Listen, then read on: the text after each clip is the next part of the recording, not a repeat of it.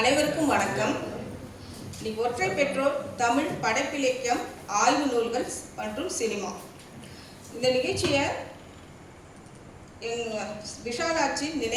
விஷாலாட்சி கிருஷ்ணன் நினைவு அறக்கட்டளை சார்பாக நடத்துகிறோம். இந்த நிகழ்ச்சிக்கு வந்திருக்கின்ற தோழர்கள் மற்றும் பேச்சாளர்கள் அனைவரையும் தோழர் மனிதி செல்வி, பேராசிரியர் யாழினி முன்சாமி, பேராசிரியர் செங்கொடி, ஊடகவியாளர் விஜய் ஆனந்த், சமூக செயல்பாட்டாளர் முத்துராணி, தோழர் கி நடராஜன் அவர்கள் அனைவரையும் நிகழ்ச்சிக்கு வருக வருக என்று வரவேற்று நிகழ்ச்சியினை சிறப்பாக நடத்தி கொடுக்குமாறு கேட்டுக்கொள்கின்றேன். நன்றி, வணக்கம்.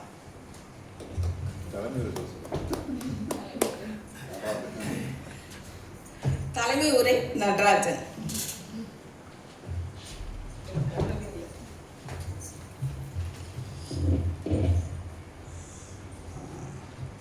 தோழர்கள், நண்பர்கள் அனைவருக்கும் விசாலாட்சி நினைவு அறக்கட்டளை சார்பாக நன்றியையும் வணக்கத்தையும் தெரிவித்துக் கொள்கிறேன். எனக்கு தெரிந்த தோழர்கள் எல்லாருமே எனக்கு அதிகபட்சமாக இங்கே இருக்கிற தோழர்கள் எல்லாரையும் பரிச்சயமானது தான்.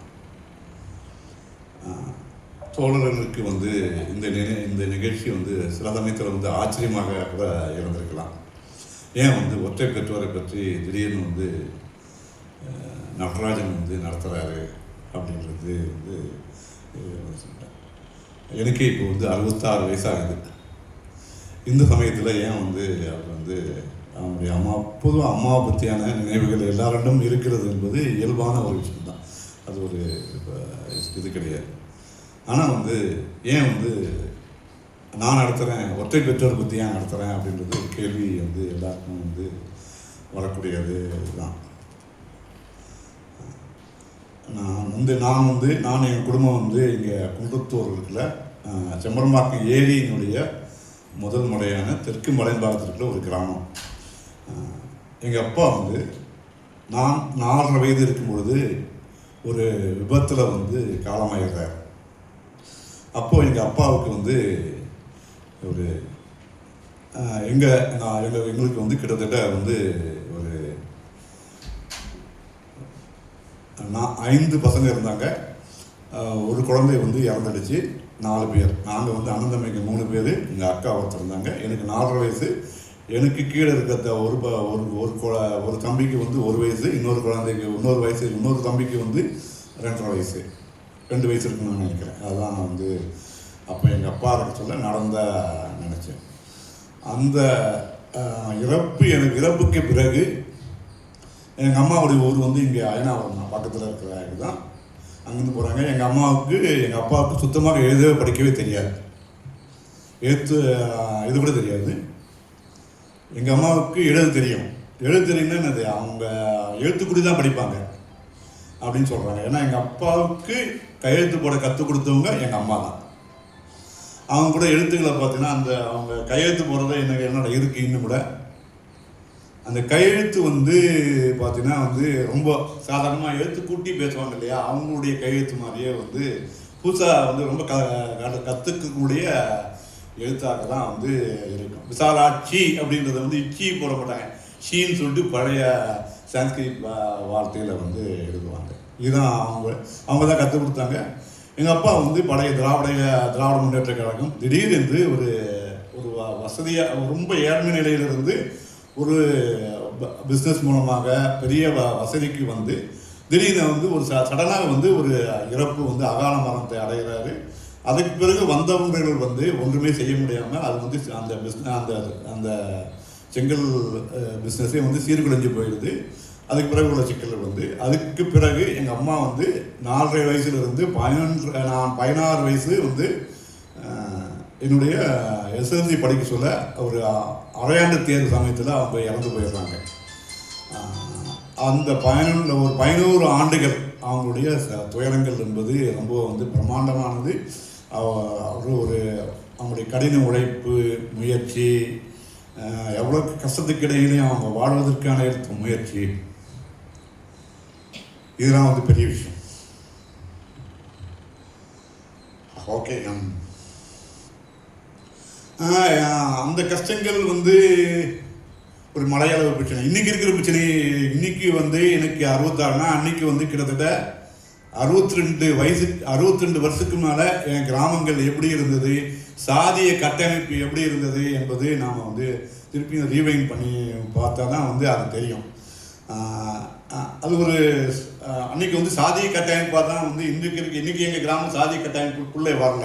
அன்றைக்கு எங்கள் கிராமம் என்பது ஒரு சாதிய கட்டமைப்புக்குள்ளே தான் எங்கள் கிராமம் வந்து இருந்தது.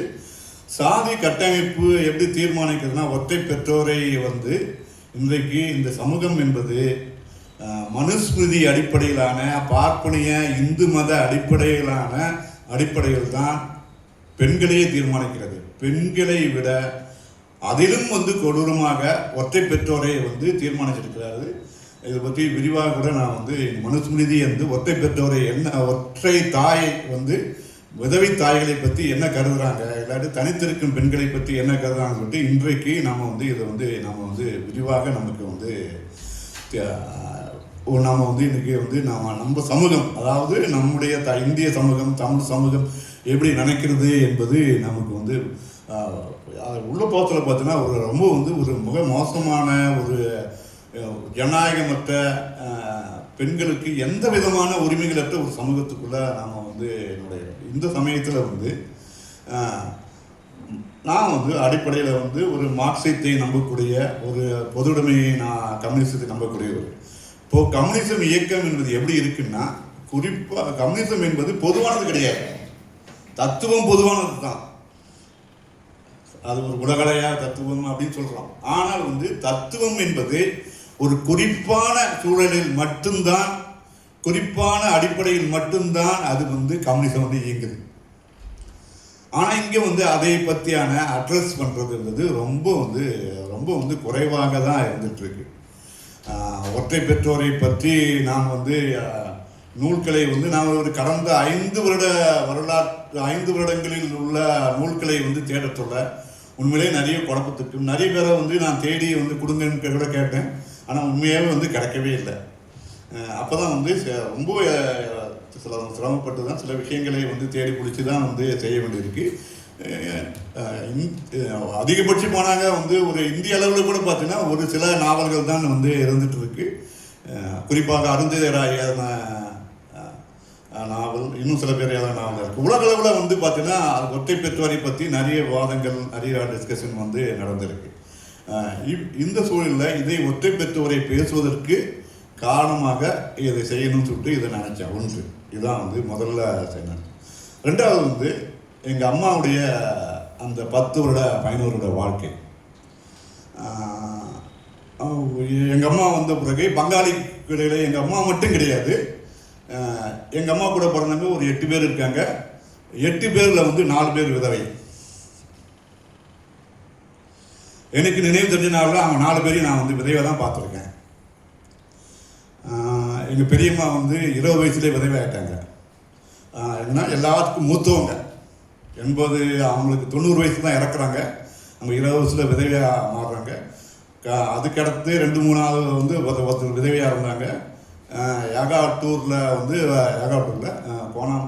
அங்கே அதாவது திருவள்ளூர் தாண்டி ஒரு ஊரில் இன்னொரு அம்மா, எங்களுடைய பெரியம்மா வந்து விதவை வந்தாங்க. 4 விதவைகள். எங்கள் 8 பேரில் 4 பேர் விதவைகளாக இருந்தாங்க. இவங்களெல்லாம் சந்திச்சு தான் நான் வளர்ந்துருக்கேன். எங்கள் பெரியம்மாவை பற்றி சொல்லணும். எங்கள் பெரியம்மா வந்து வழக்கு போடுறாங்க. 8 பேர், மொத்தம் 9 பேர் வந்து எங்கள் ஒரே ஒரு தம்பி தான். அவங்களுக்கு தம்பி மேலே வந்து வழக்கு வந்து 1970 போடப்பட்ட வழக்கு, சொத்துக்காக போடப்பட்ட வழக்கு. எங்கள் பெரியப்பா அந்த வழக்கு 3 தலைமுறை ஆயிடுச்சு.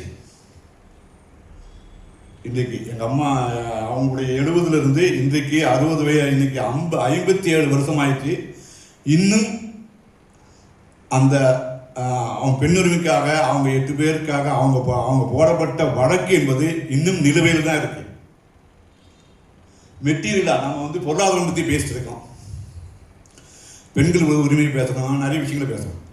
ஆனால் இன்னைக்கு 57 வருஷம் கழித்தும் கூட அவங்களுக்கு சொத்து போய் சேரல. அவங்க எல்லாருமே இறந்துட்டாங்க. எங்கள் மொத்த பேருமே, அந்த 9 பேருமே இறந்துட்டாங்க. இன்னைக்கு அவங்களுடைய பசங்களும் வந்து படிப்படியாக இன்றைக்கு 2வது தலைமுறையும் இறந்து கொண்டே இருக்கிறது. அடுத்த தலைமுறை இன்னைக்கு வந்துடுச்சு, 3 தலைமுறையாக வந்துடுச்சு. அப்போ இந்திய சமூகம் என்பது பெண்களுக்கு சொத்துரிமை கொடுப்பதில், பெண்களுக்கு பொருள் கொடுப்பதில், தன்னுடைய குடும்ப சொத்துல வந்து குடும்ப குடுத்துல எவ்வளவு மோசமாக செயல்படுறது என்பதை நாம் பொறிக்கணும். அதாவது மெட்டீரியலாகவும் தத்துவ ரீதியாகவும் பொறுமையாகவும் தத்துவ ரீதியாகவும் இந்திய சமூகம் என்பது, நம்முடைய சமூகம் என்பது மிக கொடூரமாக நடக்கிறது என்பதை எங்களுடைய வாழ்க்கையிலிருந்தே என்னால் வந்து இந்த உதாரணத்தை நான் வந்து உங்களுக்கு எடுத்துக்காட்டுறேன். இது நிறைய உதாரணங்கள் இருக்கலாம். நான் ஏற்கனவே சொன்ன மாதிரி எல்லாமே ஸ்பெசிஃபிக்கான குறிப்பான நோக்கத்தை தான் செயல்படுறது. இதுதான் வந்து அடிப்படையாக நான் இந்த கோட்பாட்டு ரீதியாக இந்த ஒற்றை பெற்றோரை பற்றி எடுத்து செய்வதற்கான முனைந்த அடிப்படை. 2வது வந்து எங்கள் அம்மா பற்றியான பிரச்சனைகள். ஒற்றை பெற்றோராக எங்கள் அம்மா வந்து எதிர்கொண்ட பிரச்சனைகள் வந்து 11 வருடங்கள் வந்து அவர்கள் எதிர்கொண்ட சவால்கள், பிரச்சனைகள் எல்லாமே இன்றைக்கு அவர்கள் வந்து எங்கள் 4 பேரையும் வளர்க்குறாங்க. அதுதான் உண்மை. நான் இதை பற்றி ஒரு சிறுகதை எழுதியிருப்பேன். ஆரம்பத்தில் வந்து ஒரு சின்ன சிறுகதை இருக்கும். அந்த சிறுகதையினுடைய அடிப்படை அம்சம் பிறகு நான் சொல்கிறேன் நான். ஏன்னா அந்த சிறுகதையில் அவனுடைய பொதுவாக விதையை பெற்ற விதவையானவங்களுக்கு எந்த சமூகத்திலையும் வந்து எந்த அவங்களுக்கு முழுக்க வந்து சமூகம் வந்து புறக்கணிச்சிடும். அவங்க எந்த பொது நிகழ்ச்சியிலும் வந்து கலந்து கொள்வதற்கு தடை விதிக்கப்படுகிறது. அவங்க எந்த வந்து மங்களகரமான அவங்க எந்த நிகழ்ச்சியிலும் வந்து தடை விதித்து இந்த சமூகம் வந்து மிக மோசமாக வந்து நடந்துக்குது. இதுதான் வந்து எங்கள் பெற்றோர். அப்படியான ஒரு பெற்றோராக தான் எங்கள் அம்மா வந்து இருந்தாங்க. சடனாக வந்து எங்கள் அப்பா இறந்த பிறகு அவங்களோட உறவினர்கள் வைத்து அவங்க வந்து அந்த பிஸ்னஸ் இதெல்லாம் மேனேஜ் பண்ண முடிகிறாங்க. ஆனால் பிஸ்னஸ்லாம் தோல்வி அடைஞ்சது. உடனே வந்து பங்காளிகளுக்கு இடையிலான சண்டைகளை வந்து பெரிய பிரச்சனையாக மாறுது. இவங்க வந்து எல்லா பிரச்சனையும் தன்னுடைய தோளிலே வந்து அவங்க தலைமை தாங்கி நடத்த வேண்டிய சூழ்நிலைக்கு ஒற்றை பெற்றோராக எங்கள் அம்மா வந்து தள்ளப்படுறாங்க. இதற்கிடையில் அந்த 5 குழந்தைகளுக்காக பெற்றோர்னால அவங்களுக்கு வந்து அடிவிறக்கம் அப்படின்னு சொல்லக்கூடிய கர்ப்பப்பை நோய் வந்து இருக்கு அவங்களுக்கு. இந்த நோய் வந்து மிகப்பெரிய இன்றைக்கு பெண்கள் வந்து இன்றும் வந்து எதிர்கொள்ளக்கூடிய மிகப்பெரிய மிகப்பெரிய பிரச்சனையாக இருப்பது நிறைய குழந்தைகளை பெற்றுக்கொள்வர்களுக்கு பெண்களுடைய அடிப்படை பிரச்சனை. இதெல்லாம் வந்து வெளியே வந்து யாரும் வந்து பேசுவதே கிடையாது. இதெல்லாம் வந்து மூடி மறைக்கப்பட்டு மருத்துவ ரீதியாக கூட வெளியே வந்து பேசுவது கிடையாது. இதை பற்றி 2 சிறுகதை எழுதியிருக்கேன். அம்மாவின் கர்ப்பப்பை அப்படின்னு சொல்லிட்டு வாய்ப்பு சொல்ல படிங்க. இந்த 10 வருடத்தில் வந்து அவங்களுடைய தொழில் வந்து நடிச்சு போனதுனால வீடு வந்து ஜப்திக்கு வருது. வீடு ஜப்திக்கு வந்த பிறகு அதை எதிர்கொள்வதற்கு அவங்க திணறது இதெல்லாம் வந்து நான் கண் முன்னால் பார்த்தது. அவங்களுடைய அப்போ விவசாயம் தான் பண்ணுறாங்க. விவசாயம் என்பது இன்றைக்கு இருக்கிற மாதிரி இல்லை. அன்றைய விவசாயம் என்பது வேற. அன்றைக்கு முழுக்க பிசிக்கலான ஒரு அடிப்படையாக நடந்த விவசாயம். அதில் வந்து நாங்கள் எல்லாரும் சிறு குழந்தைகளாக இருக்க சொல்ல நாங்கள் வந்து எல்லாரும் சேர்ந்து தான் குடும்ப உழைப்பில் தான் வந்து அந்த விவசாயம் முழுக்கவே நடைபெற்றது. நாங்களாம் காலையில் ஏந்த உடனேயும் எங்கள் அம்மா வந்து ஏதோ தூக்கிட்டு போயிடுவாங்க. கத்திரிக்காய் விளைவிக்கிறதுன்றது எங்கள் ஊரில் வந்து சாதாரணமாக அப்போ இருந்தது. கத்திரிக்காய், வெண்டைக்காய் இருந்தது. காலையில் அதிகாலை ஒரு 5:30 மணிக்கெல்லாம் வந்து எழுப்பி விட்ருவாங்க எல்லாரும் வந்து கிளம்பி வந்து போனோம். ஒரு 1/2 கிலோமீட்டர் தொலைவு உள்ள இடத்துக்கு போயிட்டு 1/2 கிலோமீட்டரில் வந்து பார்த்தீங்கன்னா வந்து அந்த இருக்கும். அங்கே வந்து கத்திரிக்காய் வந்து நாம் இன்றைக்கெல்லாம் கத்திரிக்காயெல்லாம் பார்க்க சொல்ல எல்லாருக்கும் வந்து கத்திரிக்காயில் வந்து காயில் எங்கே காய்க்காங்க. கத்திரிக்காய் வந்து ரொம்ப சுமையானது. கத்திரிக்காய் செடி கத்திரியை அறக்கிறது வந்து ரொம்ப கஷ்டமானது. அதே மாதிரி அதை விட மோசமானது வெண்டைக்காய் அறக்கிறது. அது வந்து ஒரு கோழியை சுற்றிட்டு தான் வந்து அரைப்பாங்க அவங்களாம். இந்த ஒரு அந்த 10 வருட வாழ்க்கையை வந்து ஒரு நெடிய அந்த கஷ்டத்தில் வந்து அவங்க வந்து எங்கள் அம்மாவுடைய அவ்வளோ கஷ்டத்திலையும் வந்து அவங்க சொல்லி கொடுத்த அறம் தான் வந்து அவங்க சொல்லி கொடுத்த உழைப்பு தான் வந்து நான் வந்து இன்றைக்கு ஒரு சமூக மனிதனாக மாறுவதற்கு அடிப்படையாக காரணமாக இருந்தது.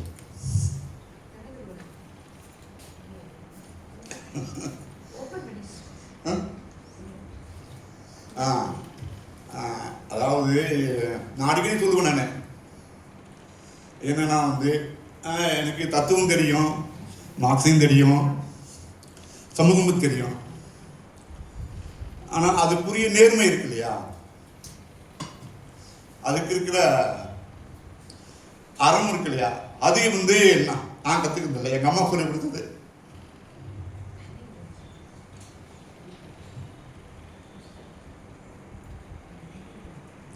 எல்லாருக்குமே அப்படிதான் இருக்கும். இதுக்கு மட்டும் இல்லை, எல்லாருக்குமே வந்து அப்படியான சூழல் இருக்கும். ஸோ இது ஒரு பெரிய வரலாறு, அது பிறகு பேசிப்பேன். இதை அப்படியே நிறுத்திப்பேன். எடுத்து வந்து இந்த ஒற்றை பெற்றோராக எனக்கு என்ன பிரச்சனை ஆச்சு அப்படின்றது தான் பிரச்சனை. இப்போ எனக்கு கீழே 2 பேர் இருக்காங்க, அவங்களுக்கு எந்த பிரச்சனையும் இல்லை. ஏன்னா அவங்க 3 வயசு 2 வயசு குழந்தை, 3 வயசு குழந்தை, 1 வயசு குழந்தை. அவங்களுக்கு எந்த பிரச்சனை தெரியல. எங்கள் அக்காவுக்கு என்ன பிரச்சனை சொல்லிட்டு எனக்கு தெரியாது. ஆனால் எனக்கு என்ன பிரச்சனை ஆச்சு, 4 வயசுல எங்கள் அம்மா வந்து எங்கள் அப்பா இறந்த பிறகு சமூகத்தில் பார்த்தீங்கன்னா நான் வந்து ஒரு 40 வயசுல வந்து ஒரு கம்யூனிஸ்ட் கட்சியில் இருந்து முரண்பாடுகளால் நான் வெளியே போகிறேன் அப்படின்னு சொல்லிட்டு வெளியே வந்துட்டேன். நான் திடீர்னு வந்து வெளியே வந்த ஒரு கொஞ்ச நாளில் பார்த்தீங்கன்னா வந்து எனக்கு பயங்கரமாக கனவுகளாக வரும். நான் படுத்தாவே எனக்கு வந்து கனவுகள் மட்டும்தான் வரும். இந்த கனவுகள் வந்து சாதாரண கனவுகள் இல்லை. நான் எல்லாத்தையும் ஏதோ ஒரு பிரச்சனைக்கு நடுவில் நான் இருப்பேன். உதாரணத்துக்கு இன்னைக்கு வந்து ஈரான் அமெரிக்கா யுத்தம் நடந்ததுன்னா அது பிரச்சனை நடுவில் நான் வந்து இருப்பேன். இப்போ இது வந்து ஜாகிங் பார்க்கில் ஒரு போராட்டம் நடந்ததுன்னா அந்த போராட்டம் நடுவில் நான் இருப்பேன். இல்லை தலைமை கூட தாங்கி நடப்பேன். இப்படியான அதில் வந்து அடி வாங்குறவர்களாக, அதில் வந்து பாதிக்கப்படுறவர்களாக நான் வந்து என்னுடைய கனவுகள் வந்துகிட்டே இருக்கும். நான் துடிச்சு எழுந்து நிற்பேன். இது ஒரு நாள் 2 நாள் நினைக்கல, 1 வருஷங்களாக நடந்தது, 2 வருஷங்களாக நடந்தது, 3 வருஷமாக தொடர்ந்தது. இந்த விஷயங்கள்லாம் ஒவ்வொரு நாளையும் அப்படிதான் நான் வந்து எதிர்கொண்டேன். இரவு என்பது எனக்கு மிக கொடூரமாக இருந்தது. எனக்கு ஒன்றும் புரியல. எனக்கு கட்சி விட்டு வெளியே போகிறவங்க வந்து இப்போ பொதுவாக என்ன நடக்குன்னா, அவங்க வந்து வாழ்க்கையை, சில பேர் வந்து கொஞ்சம் பேர் வாழ்க்கையை பார்க்க ஆரம்பிச்சிருவாங்க, சில பேர் வந்து வேற கட்சியில் சேருவாங்க, சில பேர் வந்து ஒன்றும் ரொம்ப ரேராக சில பேர் குடிக்க ஆரம்பிச்சிருவாங்க. இப்படினால பல விதங்கள் இருக்கு. கட்சி விட்டு வெளியே கம்யூனிஸ்ட் கட்சி விட்டு வெளியே போகிறவங்களை பற்றியான நிறைய இருக்கு. ஆனால் எனக்கு ஏன் இந்த கனவுகள் வருது அப்படின்றது எனக்கு உண்மையாக வந்து அப்போ எதுவுமே எனக்கு புரியவே இல்லை. அதுன்னு தப்பிப்பதற்கு எல்லாரும் சொன்ன பல வழிகள் இருக்கு. மருத்துவம்னா பார்த்தோம், அப்படி வந்து தண்ணி அடிக்க சொன்னாங்க. தண்ணி அடிச்சு நான் 12 மணிக்கு தான் தண்ணி அடிப்பேன். ஞாபகம் வச்சுக்கேன். நைட்டு 12 மணிக்கு தான் தண்ணி அடித்தேன். ஏன்னா வந்து தூக்கம் வராமல் 2 ஹவர் புரண்டு படுத்த பிறகு என்ன பண்ணுறதுன்னு தெரியாமல் எல்லாரும் ரோட்டு வந்து பார்த்தாரு. அப்போ வந்து எங்கள் வீட்டுலாம் வந்து பார்த்தீங்கன்னா அது கிராமம், அது ரோட்டில் எல்லாம் படுத்து நிசப்தமான ஒரு சூழல் இருக்கும். அந்த இடத்துல வந்து நான் மட்டும் தனியாக நடமாயிட்டே இருப்பேன். இது எவ்வளோ கொடூரமானது அப்படின்னு பாருங்க. என் மனைவி வந்து பார்த்தீங்கன்னா அவங்க வந்து எதை பற்றியும் கவலைப்படாத ஒரு உண்மையிலேயே ஆச்சரியமான ஒரு கேள்வி மட்டும் இல்லை, உண்மையும் கூட அதை வந்து மகிழ்ச்சியான ஒரு கேள்வி தான். எல்லாக்கிட்டையும் வேற அவங்க பாதிக்கப்பட்டிருப்பாங்க. அவங்க நிம்மதியாக தூங்குவாங்க. எந்த பிரச்சனையும் பற்றி அவங்களுக்கு அவத்தையும் உருவத்தில் அதனால தான் வந்து அவங்க அந்த அளவுக்கு சப்போர்ட்டாக இருக்கிறது தான் வந்து பெரிய விஷயம் எனக்கு. அது அப்போ வந்து அந்த சூழல் தான் வந்து அந்த சூழல் அப்போ அதுக்கு பிறகுதான் வந்து நான் இதை பற்றி ஏன் எனக்கு மட்டும் வருது, இதுக்கான மருத்துவம் பார்க்குறேன். மருத்துவம் ஹோமியோபதி மருந்து தான் வந்து எனக்கு ஆரம்பத்தில் இதுக்கான தீர்வுகளை வந்து கொடுத்தது. அதுக்கு பிறகு அது வந்து படிப்படியாக வந்து எல்லா மருந்துகளையும் தேடினேன். சித்தா மருந்து, யோகா. இன்றைக்கு அடுத்து 2009 இதுக்கு பிறகு வந்து ஒரு மிகப்பெரிய அந்த நம்ம ஈழ படுகொலைக்கு பிறகு என்ன பண்ணுறதுன்னு தெரியாமல் நம்ம இதிலேருந்து விலகணும் எல்லாத்துக்கும் நம்ம திருப்பியும் அலோபதிக்கு போகணும்னு சொல்லிட்டு டாக்டர் அரவிந்தன் நல்லா போனேன்.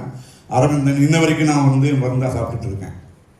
நேற்று கூட வந்து டாக்டர் சிவகுமாருடைய நினைவு 80வது ஆண்டு விழாவில் வந்து நான் நிறைய பேரை சொல்ல நினைச்சேன் வரவேற்புரையில், சில பேர் சொல்ல விட்ட உடனே கீழே வந்து பேராசிரியர் கல்யாணம் கேட்குறாரு, என்ன 66 வயசுல உங்களுக்கு நினைவில்லை அப்படின்னு கேட்குறாரு. என்ன பண்ணுறது, நான் வந்து 20 வருஷமாக நான் வந்து அந்த தூக்கமின்மை அடையவும் அதுக்கான கஷ்டங்களையும் வந்து நான் அனுபவிக்க சொல்ல என்ன இது ஏன் இந்த பிரச்சனை அப்படின்னு சொல்லிட்டு அதுக்கு பிறகு நானாக தேட வேண்டியிருந்தது. தேட சொல்ல கண்டுபிடிக்கப்பட்ட விடை என்பது ஆரம்ப கருத்து கூட தெரியல, இப்போ தான் வந்து இன்னும் கூட அதனுடைய சீரியஸ்னஸ் புரியுது. ஏன்னா 4 வயசில் எனக்கு சொல்லிக் கொடுக்கப்பட்ட என்ன விஷயம்னா, பேரண்டிங்னு ஒன்று இருக்குது. 4 வயசு குழந்தைக்கு எதுவுமே தெரியாது, ஒரு குழந்தை தான் அது. அப்போ தான் வந்து உலகத்தை பார்த்து அவன் வந்து விடுபட்டு அவன் வந்து கற்றுக்க முயற்சி எடுக்கிறான். 4 - 7 வயசு தான் வந்து மனிதர்கள் வந்து மனிதனாக மாறுவதற்கான ஒரு சூழலை உருவாக்குகின்ற ஒரு கட்டமைப்பை வந்து அறிவை வந்து அவனுக்கு கொடுக்கின்ற சமூகம். ஆனால் அந்த சமயத்தில் என்ன நினைக்கிறதுனா, நீ வந்து எங்கள் சாதி சமூகம் என்பது அம்மாவுக்கு அவங்க தான் வந்து குடும்பத்தை நடத்துகிறாங்க, அவங்க தான் வந்து பொறுப்பெடுத்து பொருளாதார ரீதியாக எல்லா விதத்தையும் நடத்துறது அவங்க தான்.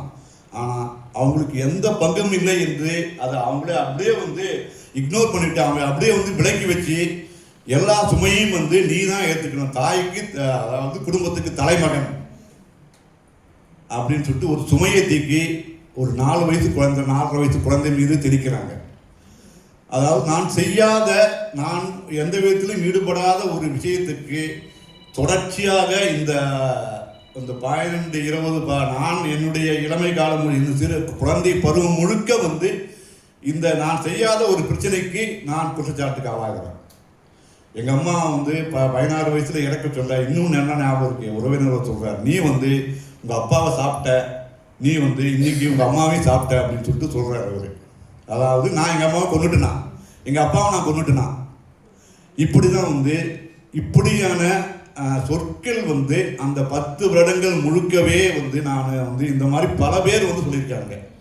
இந்த சமூகத்தில் பார்த்தீங்கன்னா ஒவ்வொருத்தரும் வந்து நீங்கள் தான் வந்து உங்கள் அம்மாவுக்கு நான் அவங்க இறப்புக்கு ஒரு ஆக்ஷன் காரணம், அதுக்கு அதிகபட்சம் போனால் அங்கே நடந்த ஒரு வளைவு இருக்குது, இன்னும் கூட வந்து பெரிய பெண்ணச்சேரி ஒரு ஊர் இருக்குது, அந்த வளைவு வந்து ஒரு மோசமான வளைவு. அதை ஏதாவது நிகழ்வு ஒரு அன்னைக்கு இருக்கிற சூழலில் ஒரு பள்ளம் இருக்கலாம், ஏதாவது எதில் வந்து ஒரு லாரி தான் வந்து மோதுன்றாங்க, அந்த வாகனங்களுடைய பிரச்சனையாக இருக்கலாம். ஆனால் அதுக்கு காரணம் வந்து என்ன சொல்கிறதுன்றது எவ்வளோ ஒரு இந்த சமூகம் என்பது எப்படி வந்து ஒரு எந்த விதத்திலும் பொறுப்பில்லாத ஒருத்தருக்கு இந்த குற்றத்தை சுமத்துகிறது என்பது ரொம்ப வந்து இது செய்திருக்கு.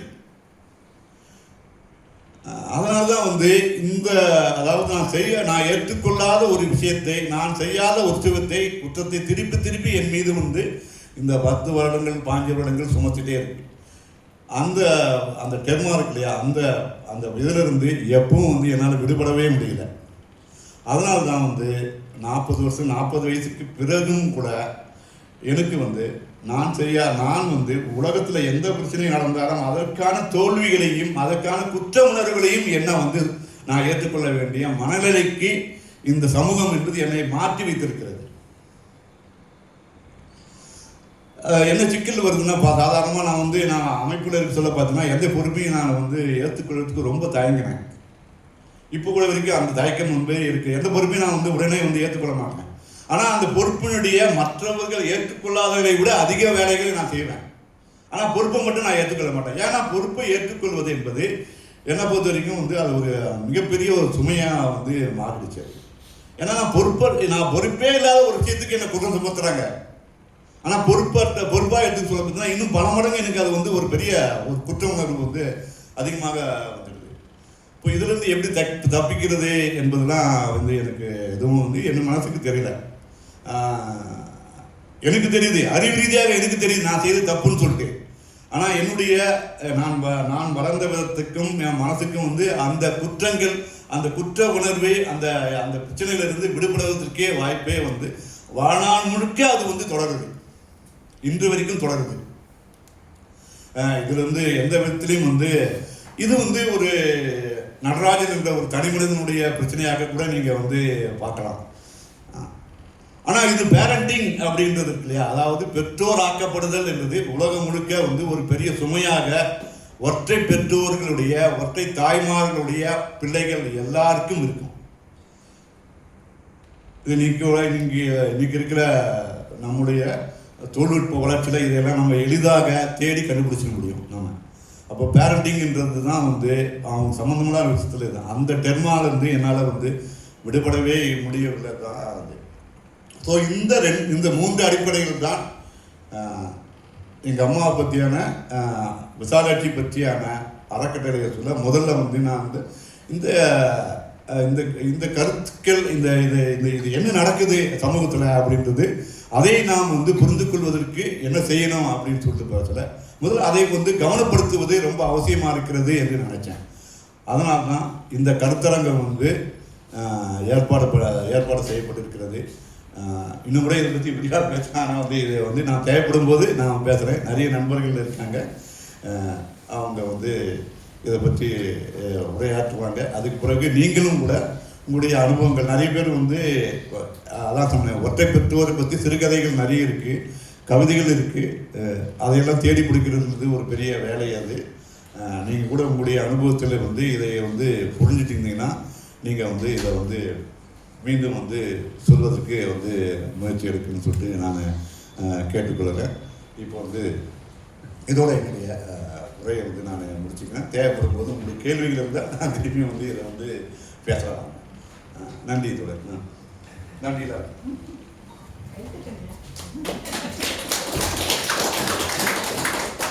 ஜீவா ஜீவா எங்க தோழருக்கு நன்றி. ஜீவா தோழரை வெளில போயிருக்காங்க. கலாத்தோட ஜீவா இல்லை வீடியோ இருக்குது. சரி போங்க, நீங்கள் கூப்பிட்டு 2 பேர் நீங்கள் அடுத்த பேரும் பேசுகிறீங்களா? நடராஜன் தோழரை நல்லா தெரிஞ்சவங்க எல்லாரும் தான் இங்கே இருக்கோம், நமக்கு தெரியும். அவர் இப்போ எந்த ஒரு விஷயத்தையுமே உணர்வு